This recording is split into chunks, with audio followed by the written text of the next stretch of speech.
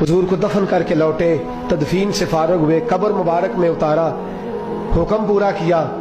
कहते हैं वापस आए तो जनाब अनस से सैयदा फातिमा कहने लगी, अनस तूने भी मेरे रसूल पे मिट्टी डाली है, अनस तेरी जुर्रत हो गई थी। फरमाते उस वक़्त फातिमा का पहला आंसू गिरा और फिर 6 महीने हुजूर के बाद हयात रही, मैंने उसके आंसू ही गिरते देखे। लोग सो जाते, वो हुजूर के रोज़े पे जाके बैठ जाती। कहते मैं समझाता बहलाता, लेकिन फातिमा कहती अली सब्र अपनी जगह, कर्म अपनी जगह। और मैं तुझे क्या बताऊं, बहन भाई पहले सारे चले गए, वालदा पहले छोड़ गई, अब हुजूर अलैहिस्सलातु सलाम ने भी पर्दा डाल लिया है, मुझे चाह और जानिब कुछ दिखाई नहीं देता। कहते 6वां महीना था हुजूर के विसाल को। एक दिन मुस्कुराती हुई फातिमा घर आई रोजे से रात को बच्चों के साथ, तो शेर खुदा कहने लगे, मैंने कहा फातिमा बड़े दिनों के बाद मुस्कुराते देखा, क्या बात है?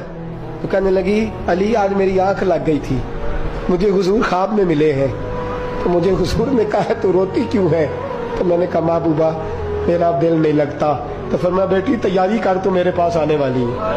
हजरत अली फरमाते बस फातिमा बीमार हुई, चंद दिन गुजरे तो मुझे बुलाया और कहने लगे अली वक्त जाने का आ गया है, ये अली के घर की है इज्जत अली से सुनते, नबी के घर की है इज्जत नबी से सुनते, वो जिसने मुअज़्ज़ज़ किया घराने को, हुसैन पाल के जिसने दिया जमाने को, जाने का वक्त आ गया है अली। पहली बात तो यह है कि हुजूर की नवासी जनाब उमामा से शादी कर लेना, वो हुजूर को बड़ी प्यारी है। और दूसरी बात यह है कि मेरे हसन हुसैन इनका खास ख्याल रखना। और तीसरे लफ्ज कहे तो हजरत अली तड़प के रोए, कहने लगी मैंने वक्त गुजारा है, आपकी हुकूक मेरी जिम्मेदारी थे, मैं इंसान थी भूल जाती थी, अगर मुझसे कहीं कोई कमी रह गई हो तो मुझे रज़ाए इलाही से दरगुजर करना, कहीं मैं हुजूर के सामने जाके शर्मिंदा ना हो जाऊं। शेर खुदा करम अल्लाह ताला वजहुल करीम फरमाते मैंने हाथ थामा और मैंने कहा फातिमा अली का बड़ा मर्तबा था, पर जो तेरी निस्बत से कमाल था वो तेरा ही था। तू कैसी बात करती है, तूने तो हद कर दी, शहजादी होके मेरे घर में खादिमों की तरह रही।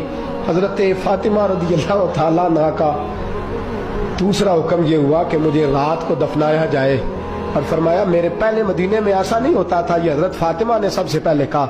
फरमाया मेरी चारपाई के साथ लगा के ना शाखें, चारपाई के साथ तो ऊपर ला के उन्हें ऊपर से बांध देना और उन शाखों के ऊपर एक कपड़ा डालना, मेरे कफन पर भी किसी की नजर न पड़ जाए।